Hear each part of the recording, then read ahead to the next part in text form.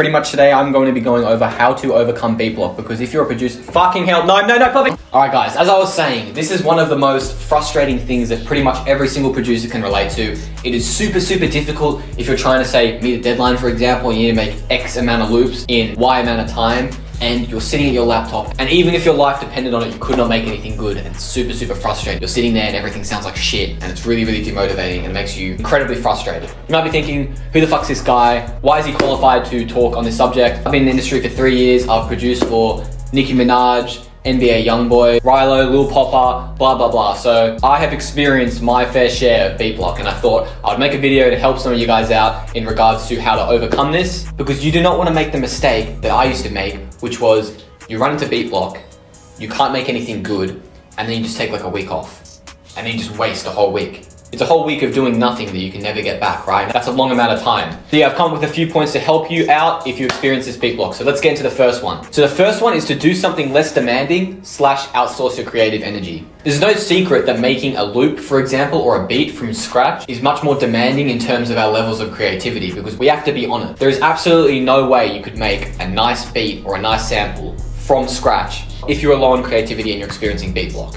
But when you do something that's less demanding on the creative part of our brain, it becomes much easier to still produce music that is of a very, very high quality. So an example is you can use starters. It's literally in the name, right? They start the idea and you can leech off their creativity and produce something that is still of a very high quality without having to rely on your creativity. So you're sort of leeching off their ideas and you're building something together. Another one would be to use loops and make a beat. Now, if you're a sample maker, you probably might be thinking, well, why the fuck would I want to make a beat? That's not going to help me in any way, shape or form. Well, I would say that it's very, very important to always have beats on your hands. Opportunities are always presenting themselves, and having FLPs and beats ready when these opportunities do come up is going to be incredibly useful to you somewhere down the line. Maybe it's in 3 years, maybe it's tomorrow, you never know, but having these beats ready, even if you're a sample maker and you have no drum connects, are definitely going to be of benefit to you in the future. Also, once you've completed a beat, it allows you to create momentum to go into more creatively demanding tasks. The amount of times I had creative block or beat block or whatever you want to call it, and I made a beat, and then by the time I made that beat, I'm like feeling good about myself, you know, it's a nice beat.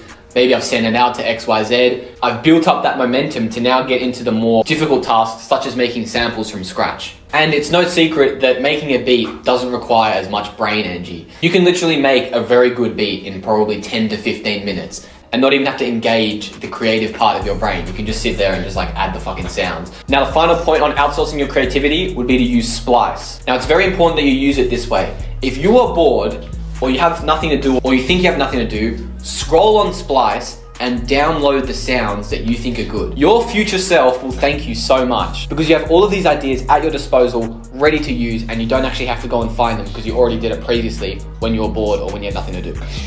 Looking for inspiration when you're low on inspiration is much harder than looking for inspiration when you're bored or when you've got a lot of inspiration. So if I'm experiencing beat block and I've got no inspiration and I'm scrolling on Splice, I'm gonna be thinking, this shit's trash, this shit's trash. I'm going through all of them. None of the sounds are appealing to me. I don't like any of them. However, those exact same sounds, when I was in a more creative state, would have been more appealing, and then I could have made something good with it. Guys, there wouldn't be a Wavy YouTube video if my camera didn't die at least once. So if this is your first video, welcome to the channel. This happens every single video, so just bear with me, please.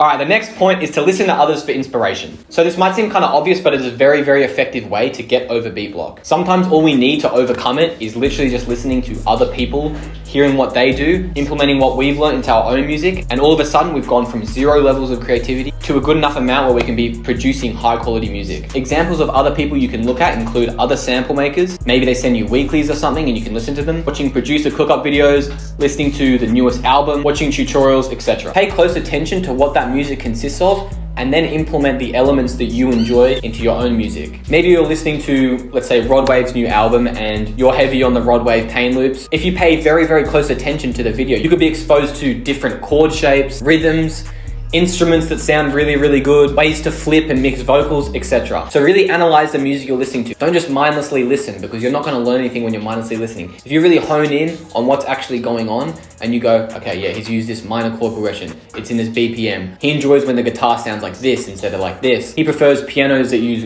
gospel chord structures rather than the traditional minor triads or something, for example. You can learn so much and you can overcome beat block just by analyzing this music, analyzing other sample makers, etc. Now, if all else fails, which it has to me plenty of times, just don't make music. Now, hear me out. I know what you're thinking.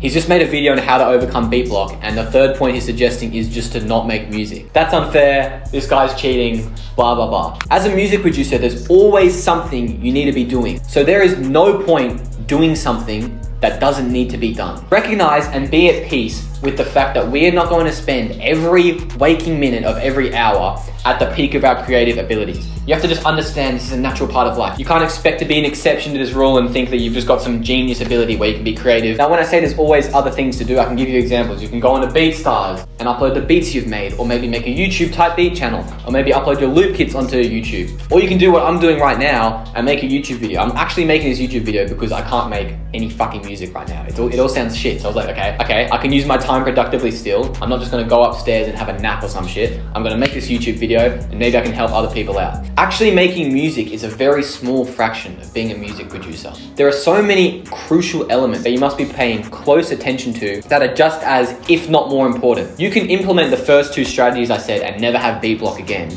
If these loops or these beats are sitting on your laptop, if the world can't hear them, there's no point. So obviously you have to be doing things like reaching out to new people, uploading your stuff somewhere, trying to grow your following, responding to your DMs, etc. So that when the time comes and you are very creatively inclined, you can make like 6 loops in a day and you have an abundant network to send it to. You can upload to your YouTube channel and you know it's gonna get like 10,000 views. These are the ways to really get ahead and to start getting the placements and get the results that you want to achieve as a producer. So guys, if you enjoyed this video, please leave a like, comment if you have any video suggestions. Talk about a lot of stuff like this in my free broadcast channel on Instagram. I'm gonna put a link in the description for that. I post my opportunities and behind the scenes stuff that you guys can be a part of, blah, blah, blah. So I definitely recommend getting in there. You're not gonna regret it. Yeah, thank you guys for watching.